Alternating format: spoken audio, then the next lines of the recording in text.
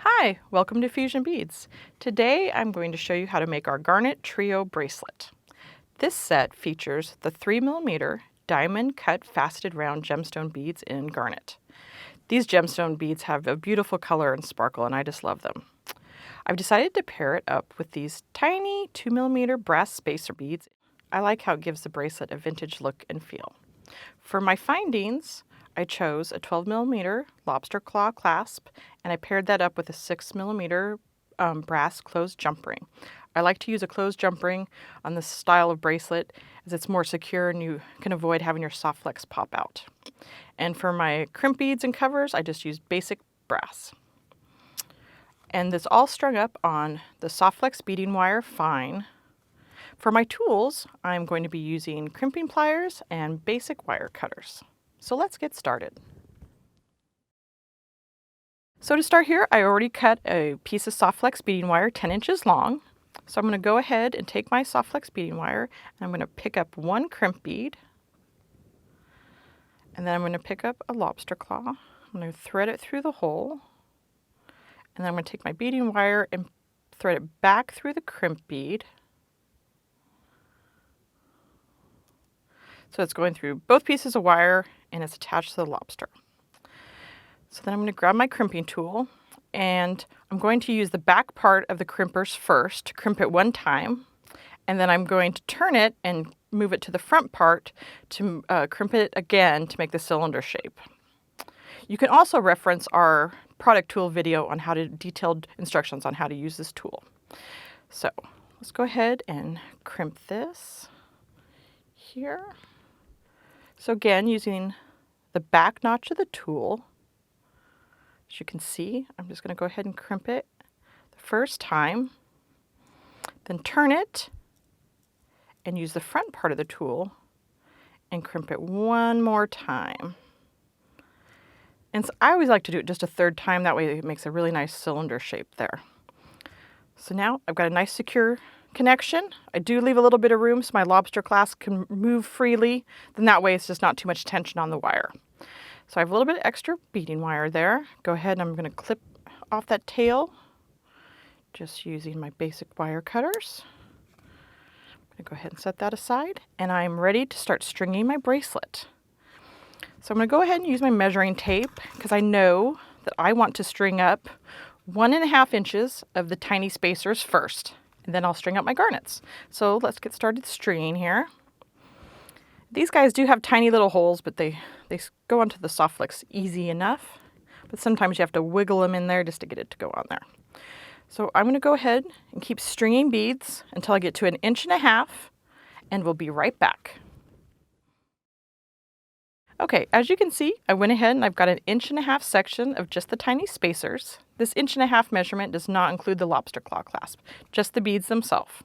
So now I'm ready to string on my garnet section, and it is going to be in a 3.5 inch section of garnet beads. So just take my soft flex, and I'm going to pick up a couple of those guys, if I can find the openings for them. So I'm just going to continue stringing until I have 3.5 inches of the garnets, and we'll be right back. Okay, and as you can see here, I have a 3.5 inch section of my garnet beads. And so now I'm ready to go ahead and string my other section of the tiny spacer beads, and it's going to be a 1.5 inch section again. So I'm just going to pick up my end and start stringing some beads on here. If I can find little holes.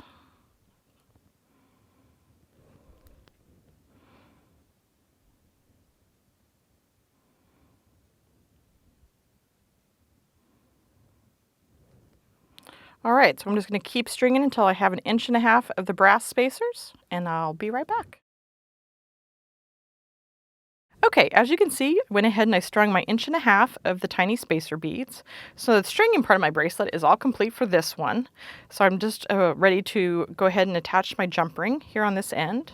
So I'm going to go ahead and pick up a crimp bead and one of the closed jump rings, thread it on there. And then thread the beading wire back through the crimp bead.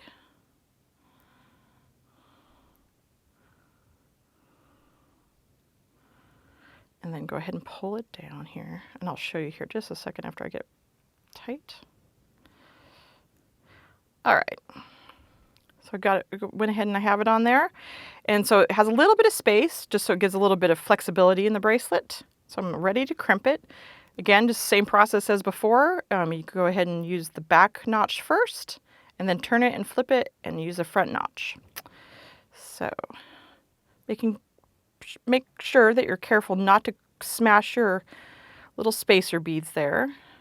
Go ahead and crimp it the first time on the back part, and then turn it, get the jump ring out of the way there, and crimp the front part. Sorry, the jump ring's in the way, and crimp it one more time. And then I always like to turn it and crimp it a second time there.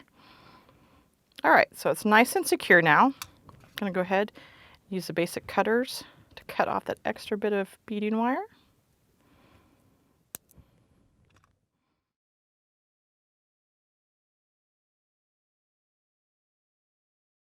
Okay, so now I'm ready to add my crimp covers. And for the crimp covers, you only use the front notch of the crimping tool to close them. So I go ahead and pick up a cover, slide it in that front notch.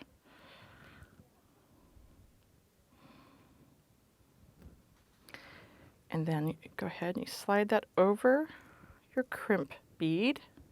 Hopefully you can see that. And then you gently close it. And sometimes it gets a little like off kilter there. You just use your tool a little bit at an angle and then gently kind of slide it back in, and then it lines it back up. So then you have just a nice little ball finished on that end. And then I'm going to go ahead and repeat the same process for the other end. Okay, so as you can see, I went ahead and added my crimp bead cover for my other end. So this bracelet is complete. So I'm ready to string my other two bracelets for this set. So I'm going to go do that, and I'll be right back.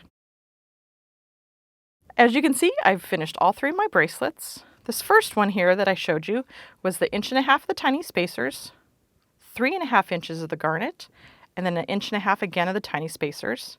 For my second bracelet, it's a 50/50, where I have 3.25 inches of the tiny spacers and 3.25 inches of the garnet. And then for my third one, I did a bigger section of the garnet where it's 4 inches of garnet and 2.5 inches of the tiny spacers. So with the complete measurement of the lobster and the closed jump ring, it makes a 7 3/4 inch bracelet. You can find all the products and tools for this inspiration design at fusionbeads.com.